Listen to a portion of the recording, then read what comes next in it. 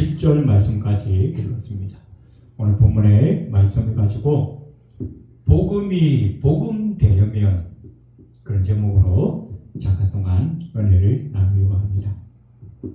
지난 9장에서 하나님의 예정과 선택 그런 주제로 바울이 이스라엘 백성들의 구원받지 못한 사실을 안타까워하면서 너무나 이 기독교의 이슈에 너무나 중요한 주제가 되는 그 하나님의 예정과 선택에 대해서 길게 말씀을 하고 있습니다. 오늘 10장에도 그 연장선이 이어지고 있는 것을 우리는 보게 됩니다. 9장과 마찬가지로 10장에도 먼저 이 첫 번째 구절에 이 바울은 자기의 민족, 자기의 동족 이스라엘이 구원받지 못한 사실에 대해서 굉장히 안타까움을 표현하고 있습니다. 자, 그러면서 우리가 지난 9장에 하나님의 예정과 선택에 대해서 중요한 몇 가지 그 주제들이 나왔는데, 첫 번째는 하나님의 구원이라고 하는 것은 단순하게 어떤 민족, 어떤 혈통, 그리고 어떤 공동체, 그런 개념이 아니라는 것입니다. 이스라엘은 자기가 아브라함의 혈통이고 하나님의 택한 백성이라고 하는 그 잘못된 선민 사상 때문에 하나님께서 우리에게 보내신 예수 그리스도라고 하는 의의 방법을 배척해버렸습니다. 그리고 그것을 배척함으로 말미암아서 자기들은 영원히 구원에 이르지 못하는 잘못된 결과 속으로 빠져들고 말았다는 것입니다. 자, 그래서 이스라엘 백성이든 이방인이든 간에 하나님의 구원은 누구에게 있느냐? 하나님의 언약한 약속의 자녀들에게 있다. 그것을 성경은 다른 말로 남은 자.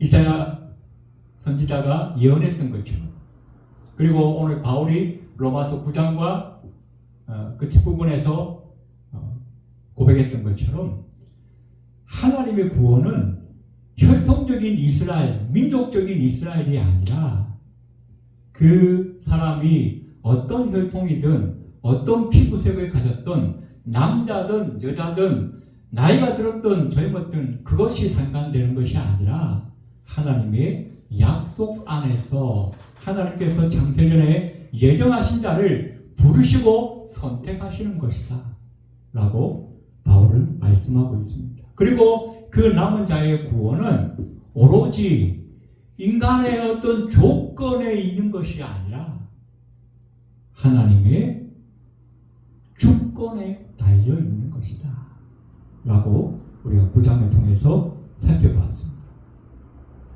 자, 그래서 우리 이 칼빈, 이 장로교는 전 세계적으로 모든 장로교는 이 칼빈주의를 따르고 있는데, 이 칼빈주의의 가장 중요한 핵심 중에 하나가 하나님의 절대적인 예정, 하나님의 절대적인 주권, 이것을 강조합니다. 그래서 저와 여러분이 구원을 받았다고 한다면 이미 창세전에 하나님께서 저와 여러분을 선택하셨다는 거예요. 작정하셨다는 것입니다. 자, 그렇다면 우리에게 한 가지 질문이 생깁니다.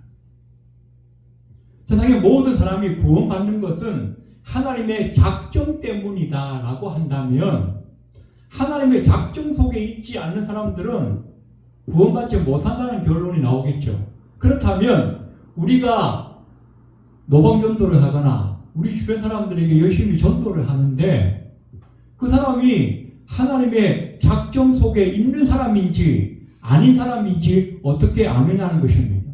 자, 하나님의 작정 속에 있는 사람이라고 한다면 굳이 우리가 핍박받으면서 싫은 소리 들으면서 전도하지 않아도 하나님의 작정 속에 있다면 궁극적으로 이 사람은 구원받겠지라고 우리가 생각할 수 있는 것이고, 또 반면에 우리가 아무리 열심히 전도하고 그 사람을 위해서 우리가 모든 노력과 정성을 쏟아부어서 교회 한번 데려오려고 한다 할지라도 그 사람이 하나님의 작정 속에 있지 않는 사람이라고 한다면 그 모든 노력은 결국 헛수고가 되는 거 아니냐?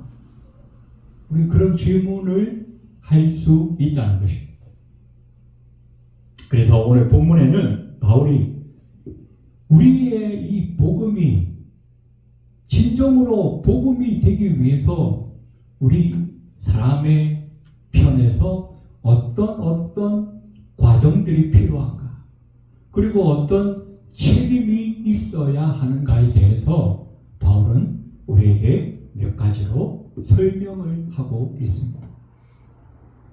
자, 그 복음, 예수 그리스도의 십자가와 그리고 죽으심과 그리고 부활하심, 이것이 복음이죠. 이 복음이 진정으로 그 복음을 듣는 모든 사람들에게 참된 복음이 되기 위해서 무엇이 필요한가? 첫 번째는 복음에 대한 참된 지식이 있어야 한다라고 말씀하고 있습니다. 오늘 2절에 보니까 그들이 하나님께 열심히 있으나 지식을 따르는 것이 아니다라고 말씀하는 거죠. 이스라엘 백성만큼 열심히 있는 그런 민족이 아마 없겠죠. 그들은 지금도 이제 우리가 10월 달이 됐잖아요. 10월이 되면 초막절을 지킵니다. 이 초막절은 이스라엘 백성이 애굽에서 탈출한 다음에 광야에서 생활했던 것을 기념하는 절기입니다. 그리고 한 해의 모든 농산물을 다 수확해서 우리처럼 이제 추석 같은 그런 명절인 거예요. 그때 왜 초막절이라 부르냐면 들판에 나가서 이 사람들이 초막을 짓고 거기에서 한 주간 동안 보내는 거예요. 재미난 것은 뉴욕에 사는, 미국에 사는 유대인들은 그 자기가 사는 집 아파트 그 베란다에다가 텐트를 치고 거기서 일주일간을 보냅니다. 따뜻한 자기 집 거실 방 다 놔두고 그 베란다에 나와서 일주일을 보내는 거예요.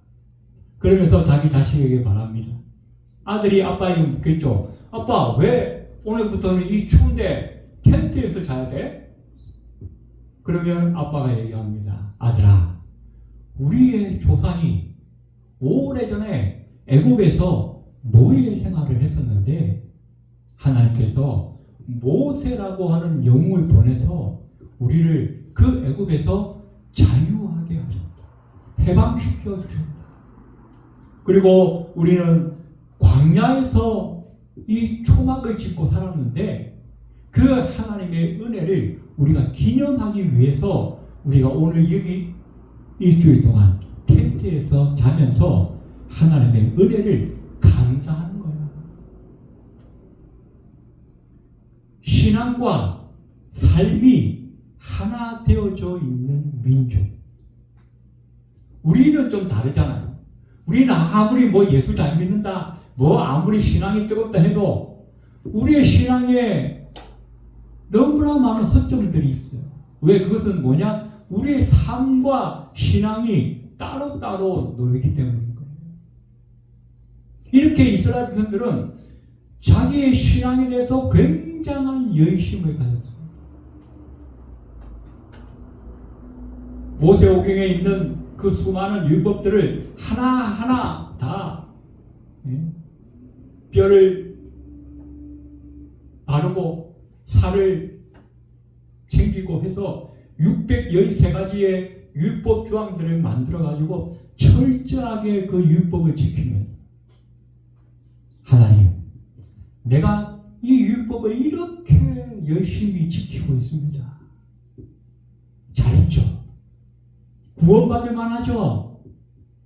그러면서 이 이스라엘 백성들은 자기가 율법을 열심히 지키고 선을 행하고 자비를 베풀고 그런 사람의 행위를 가지고 하나님 앞에 구원받을 수 있다라고 생각을 했던 것입니다.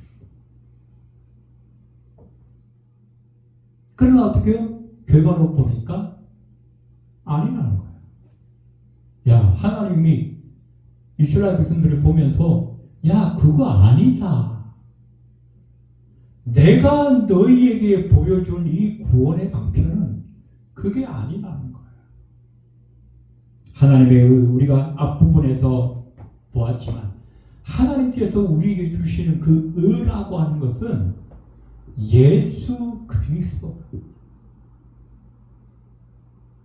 우리가 열심히 살고 우리가 선을 많이 행하고 남한테 착한 일을 하고 구제하고 섬기고 그게 아니라 우리는 늘 부족하고 연약하지만 나를 위해서 십자가에 죽으셨다가 3일 만에 부활하신 예수 그리스도를 믿는 그 믿음을 하나님께서 의로 여기셔서 그 의로 말미암아 우리가 구원을 받는다는 것입니다. 그래서 우리 그리스도인들이 오직 예수 우리 청년의 무슨 집회나 뭐 이런 게 가면 그 오직 예수라고 하는 단어를 많이 외치지 않습니까? 그러나 좀 더 성경을 자세히 보면 우리의 구원의 최종적인 그 결정은 예수 그리스도가 하신 십자가 사역 때문에 일어난 것이 아니라 최종적인 결정은 성부 하나님께서 성자 하나님이 이루어 놓으신 그 십자가 사건을 우리가 믿음으로 받아들일 때에 우리가 믿음으로 받아들이는 그 행위를 성부 하나님께서 의롭다 여기실 때에 우리의 구원이 확정되어지는 것입니다. 그래서 예수님이 십자가에 죽으시고 3일 만에 부활하셨어요. 만약 그걸로 끝나버린다면 우리가 그걸 믿음으로 취했다 할지라도 성부 하나님의 마지막 결제가 남아있다는 것입니다. 그 하나님이 우리에게 허락하시는 그 의를 우리가 믿음으로 받아들임으로 말미암아서 우리의 구원은 이루어진다는 것입니다. 구원 얘기가 나왔으니까 또 하나 말씀드립니다.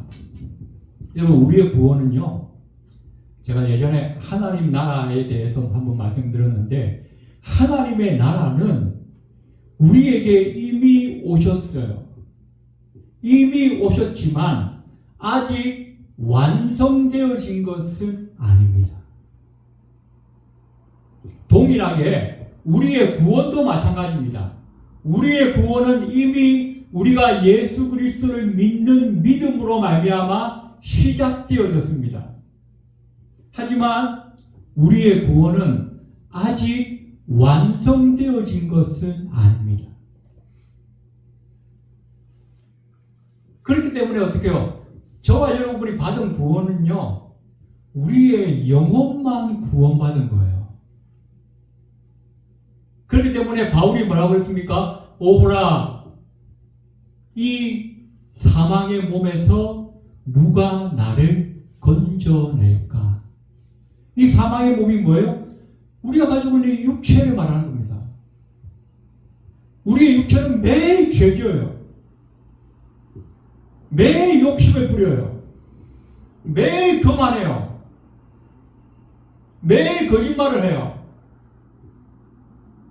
우리가 이미 구원받았음에도 불구하고 내가 예수 믿고 변화되었음에도 불구하고 우리의 육신은 늘 우리 속사람을 새롭게 거듭난 우리의 영을 향해서 공격하고 있다는 것입니다.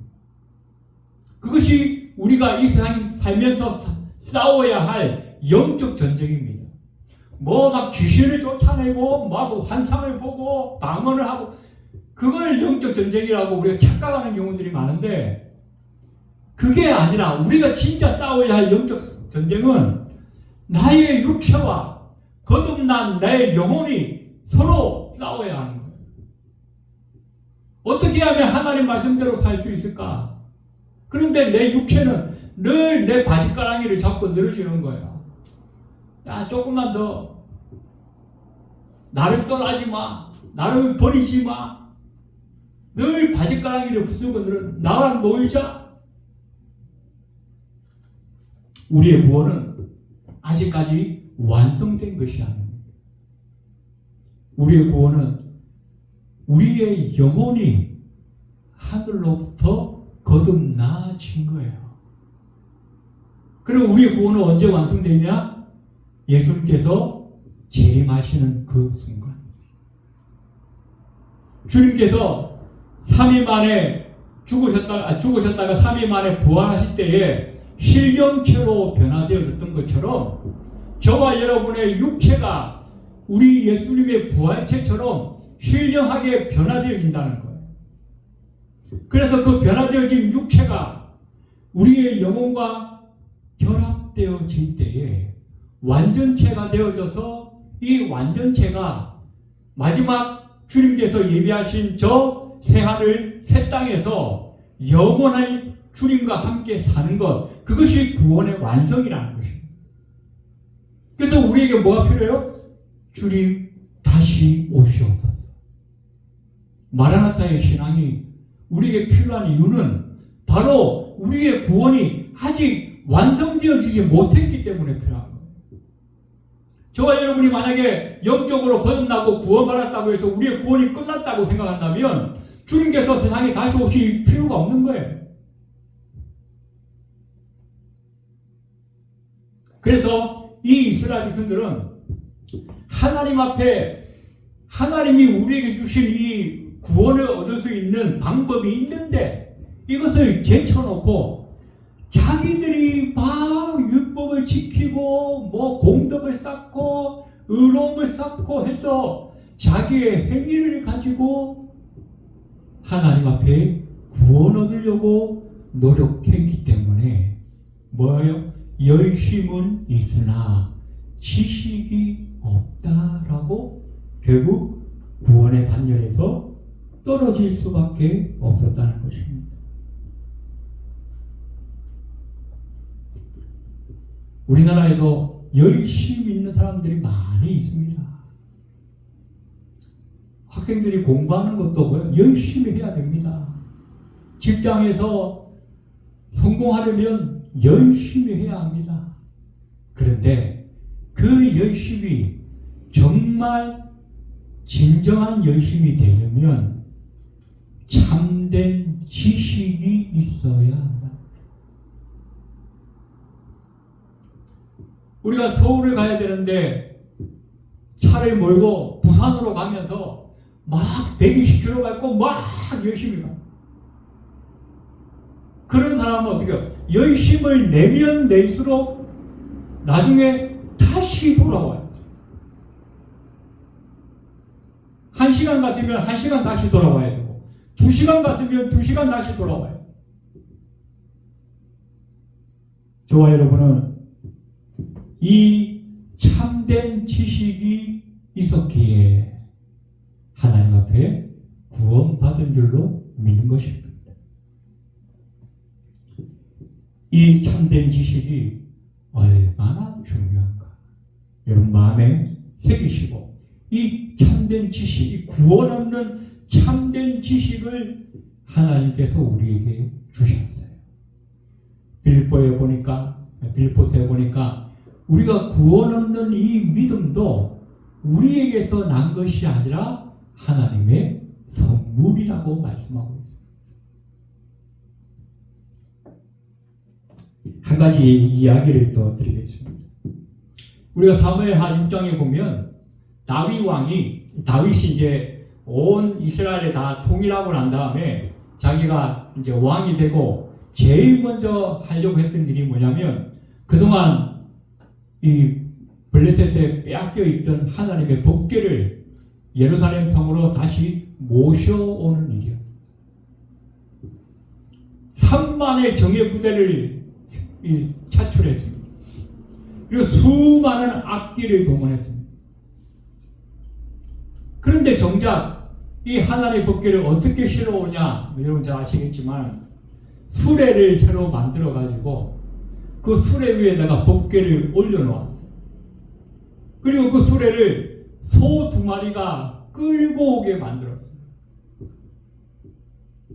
그런데 이 소 2마리가 처음에는 잘 가다가 그 낙원의 타작마당 앞에 와서는 갑자기 무슨 뭐 이렇게 땅이 뭐 좀 거칠었던지 아니면 소가 어떤 신경의 변화를 일으켰는지 소가 갑자기 막 뛰어다니기 시작한 거예요.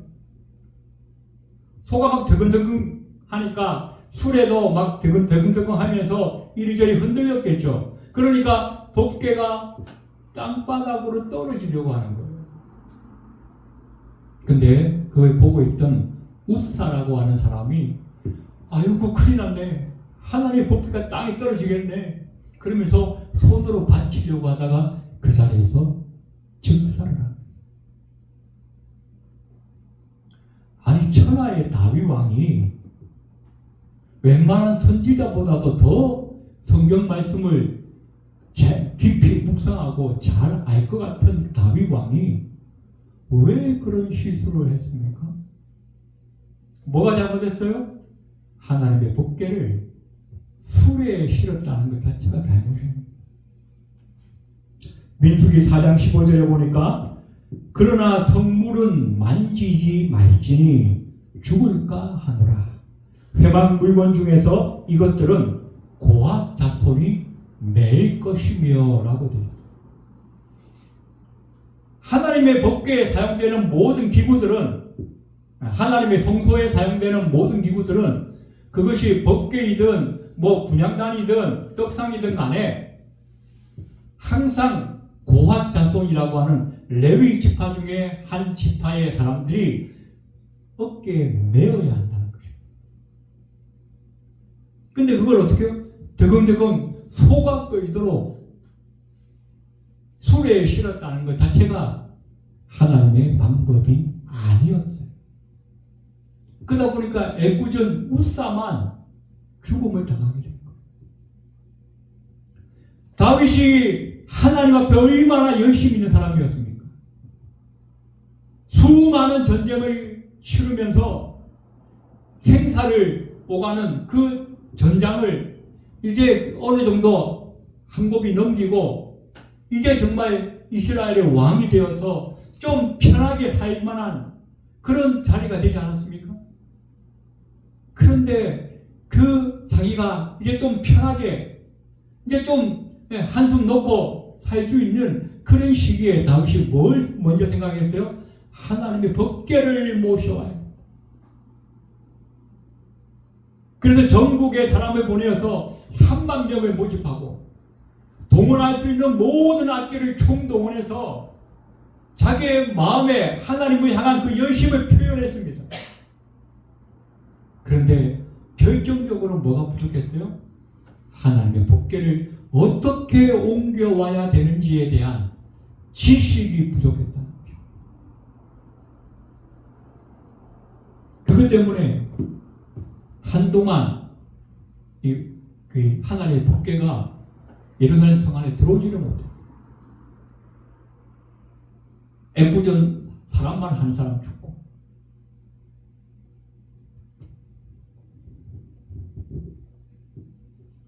오늘 3절에도 보니까 하나님의 의를 모르고 자기의 의를 세우려고 힘써 하나님의 의에 복종하지 아니하였느니라. 하나님의 방법은 믿음으로 구원하는 것인데 이스라엘의 방법은 행함으로 구원 얻으려고 했던 이 하나님과 이스라엘이 완전 핀트가 안 맞았다는 거예요. 그래서 하나님의 방법이 뭡니까? 4절에 보니까 그리스도는 모든 믿는 자에게 의를 이루기 위하여 율법의 마침이 되시니라. 이 말씀은 간단하게 말씀드리자면 아담과 하와 이후에 모든 사람은 죄를 범하였어요. 죄인이 되었어요. 죽을 수밖에 없었어요. 그런데 하나님께서 죽지 않게 하시려고 하나의 방법을 주셨어요. 그게 뭐야? 제사를 드리게 하셨어요. 하나님의 성소에 와서, 성전에 와서 제사를 드리고, 그런데 그 제사를 드리는 사람이 누구죠? 제사장 아닙니까? 제사장은 사람이에요. 사람은 근본적으로 모두가 다 죄인입니다. 또 그 제사를 드릴 때 뭘 드립니까? 짐승을 잡아서 드리잖아요. 짐승의 피를 뿌리고 짐승을 그 고기를 태우기도 하고.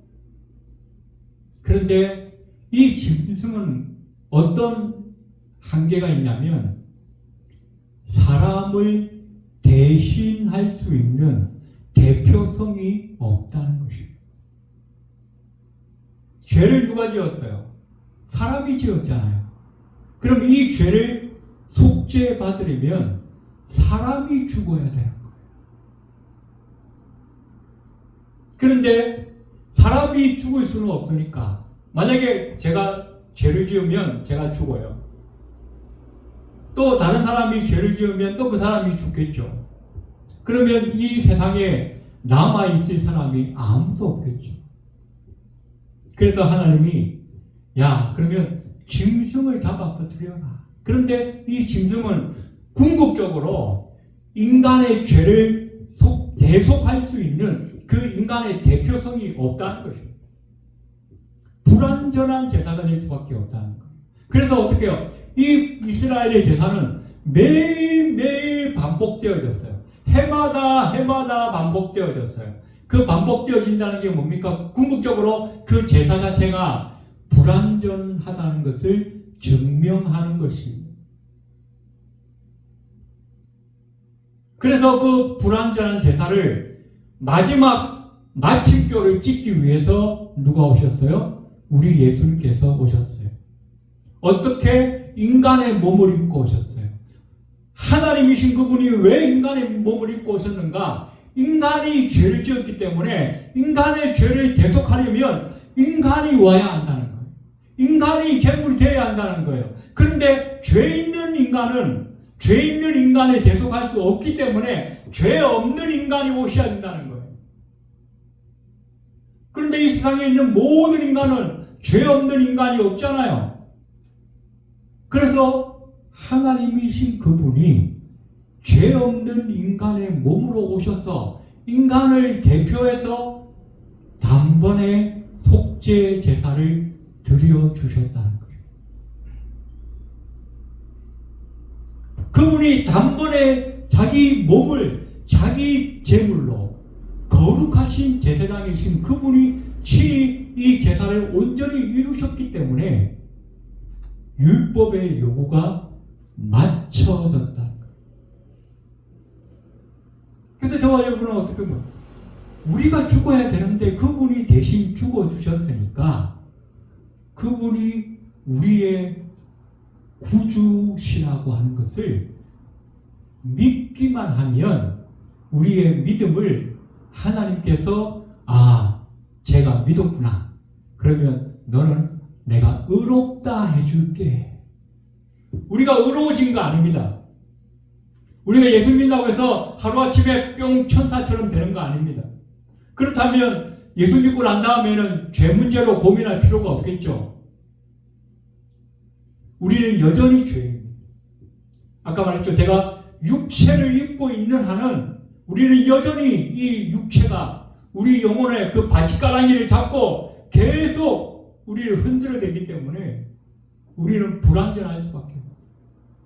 하지만 우리의 영혼은 예수 그리스도께서 드리신 그 단번의 제사를 통해서 구원받아 하나님 앞에서 법정적으로 의롭다 함을 받았다는 것입니다. 시간이 많이 가는데 오늘 여기까지만 하고 또 다음 시간에 이어서 말씀을 나누도록 하겠습니다. 기도드리겠습니다. 고마우신 하나님, 인간의 의로, 인간의 행위로 할 수 없는 그 구원의 길을 우리 예수님께서 오셔서 단번에 드려진 그 제사로 말미암아 구원의 길을 열어주신 것을 감사합니다. 우리는 아무것도 한 것이 없고 오직 주님이 하신 그 일을 믿는 것밖에 없는데 그 믿음을 하나님께서 의로 여기셔서 우리를 구원하시니 얼마나 감사합니까? 이 감사, 이 은혜를 우리가 늘 잊어버리지 않고 우리 남은 생에 주님의 은혜에 보답하며 살아갈 수 있는 우리 모두가 될 수 있도록 주님 역사하여 주시옵소서. 예배를 마치고 돌아가는 발걸음 위에도 함께하여 주옵소서. 예수님의 이름으로 간절히 기도드립니다. 아멘.